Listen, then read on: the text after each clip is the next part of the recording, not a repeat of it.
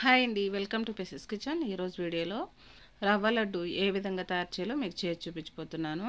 మరి ఈ రవ్వ లడ్డూని ఎప్పుడు చేసుకునే విధంగా కాకుండా ఎంతో సాఫ్ట్గా నోట్లో వేసుకుంటే కరిగిపోయేలాగా ఎంతో టేస్టీగా తయారు చేసుకోవచ్చండి.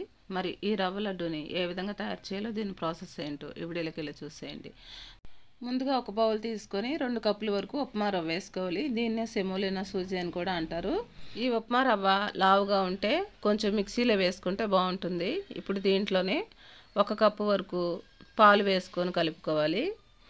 ఈ ఉప్మా రవ్వలో పాలు ఒకేసారి వేయకుండా కొంచెం కొంచెం వేసుకొని కలుపుకోవాలండి. ఒకేసారి పాలు వేస్తే పిండి పలచబడిపోతుంది. అందువల్ల 2-3 సార్లుగా వేసుకొని ఈ ఉప్మా రవ్వని ఒక సాఫ్ట్ ముద్దలాగా కలుపుకోవాలి. ఇప్పుడు ఈ విధంగా కలుపుకున్న తర్వాత ఈ ఉప్మా రవ్వ ముద్ద మీద మూత పెట్టుకొని 15 నిమిషాలు నాననివ్వాలి. ఇప్పుడు దీన్ని పక్కన పెట్టేసుకొని ఇప్పుడు ఒక మిక్సీ జార్ తీసుకొని 1 కప్పు వరకు షుగర్ వేసుకోవాలి. మీరు తీపి ఎక్కువ ఇష్టపడేవారైతే 1.5 కప్పు వరకు వేసుకోవచ్చు. ఇప్పుడు దీంట్లోని 7 యాలకులు వేసుకొని మెత్తగా మిక్సీ పట్టుకోవాలి. ఇప్పుడు ఈ షుగర్ పౌడర్ ఈ విధంగా ఉండాలండి. దీన్ని పక్కన పెట్టేసుకుందాం. మనం ముందుగా కలిపి ఉంచుకున్న ఈ ఉప్మా ముద్ద పాలు మొత్తం అబ్జర్వ్ చేసుకొని ఈ ఉప్మా రవ్వ బాగా నానిందండి. ఇప్పుడు కొంచెం గట్టిగా ఉంది. మరలా ఈ ఉప్మా ముద్ద సాఫ్ట్గా అవడానికి 1/4 కప్పు వరకు పాలు కలుపుకోవాలండి. ఈ ఉప్మా ముద్ద గట్టిగా ఉంటే చపాతీలు చేయడానికి కొంచెం కష్టంగా ఉంటుందండి. అందువల్ల కొంచెం పాలు కలుపుకుంటే ఇది సాఫ్ట్గా తయారవుతుంది. ఇప్పుడు ఈ పిండి ముద్ద ఇప్పుడు చపాతీలు చేసుకోవడానికి వీలుగా ఉందండి. ఇప్పుడు పెద్ద సైజు అంత బాల్ తీసుకొని చపాతీలాగా వత్తుకోవాలి. ఇప్పుడు ఒక బటర్ పేపర్ కానీ ప్లాస్టిక్ కవర్ కానీ తీసుకొని 1 టీ స్పూన్ నెయ్యి వేసుకొని మొత్తం అప్లై చేసుకోవాలి.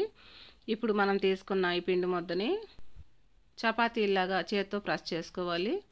మీరు చేత్తో ప్రెస్ చేయలేకపోతే చపాతీ కర్రతోనన్నా ఈ విధంగా చపాతీలా చేసుకోవాలి. ఇప్పుడు స్టవ్ మీద ఒక ప్యాన్ పెట్టుకొని హీట్ చేసుకోవాలి. ఇప్పుడు ఈ విధంగా చేసుకున్న చపాతీని ఈ పెనం మీద వేసుకొని 1 నిమిషం సేపు లో టు మీడియం ఫ్లేమ్లో కాల్చుకోవాలి. ఇప్పుడు రెండో వైపుకు తిప్పుకొని ఇప్పుడు 1 టీ స్పూన్ నెయ్యి వేసుకొని చపాతీ మొత్తం స్ప్రెడ్ చేసుకోవాలి. ఇప్పుడు ఇటువైపు కూడా 1 నిమిషం సేపు లో టు మీడియం ఫ్లేమ్లో కాల్చుకోవాలి. మరలా రెండో వైపుకి కూడా తిప్పుకొని 1 టీ స్పూన్ నెయ్యి వేసుకొని చపాతీ మొత్తం స్ప్రెడ్ చేసుకోవాలి. ఈ విధంగా చపాతీని ఎక్కువ మాడనివ్వకుండా ఈ విధంగా రెండు వైపులా కాల్చుకోవాలి. ఇప్పుడు ఇది బాగా కాలిందండి. ఇది ఒక ప్లేట్లోకి తీసేసుకుందాం.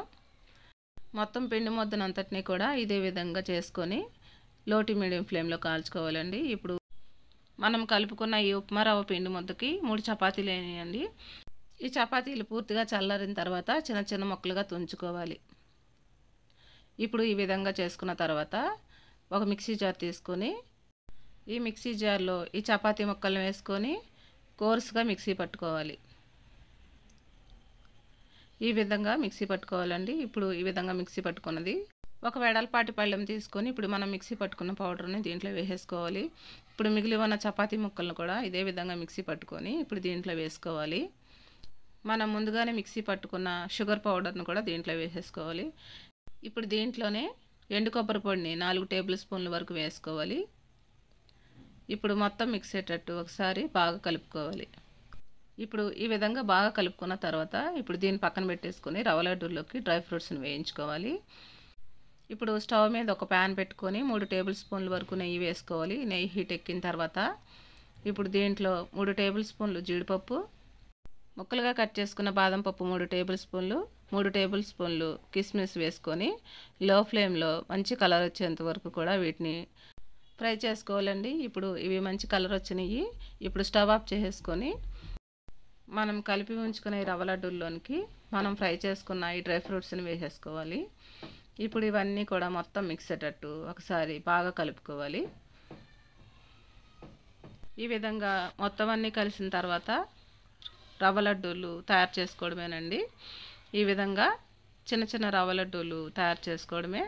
మీకు ఏ సైజులో కావాలంటే ఆ సైజులో తయారు చేసుకోవచ్చు. మరి ఎంతో ఈజీగా టేస్టీగా ఈ రవ్వ లడ్డూని తయారు చేయడం చూసారు కదా. మరి మనం ఎప్పుడు చేసుకునే విధంగా కాకుండా కొంచెం డిఫరెంట్గా నోట్లో వేసుకుంటే కరిగిపోయేలాగా ఎంతో టేస్టీగా ఈ రవ్వ లడ్డూల్ని తయారు చేసుకోవచ్చండి. మరి ఎంతో టేస్టీగా ఉండే ఈ రవ్వ లడ్డూల్ని మీరు కూడా ఇంట్లో ప్రిపేర్ చేసుకొని ఏ విధంగా వచ్చిందో నాకు కమెంట్ చేయండి. నా వీడియోస్ కనుక మీకు నచ్చినట్లయితే ఇప్పుడే సబ్స్క్రైబ్ చేసుకొని బెల్ ఐకాన్ ప్రెస్ చేయండి. మీ ఫ్రెండ్స్కి రిలేటివ్స్కి షేర్ చేయండి. Thanks for watching.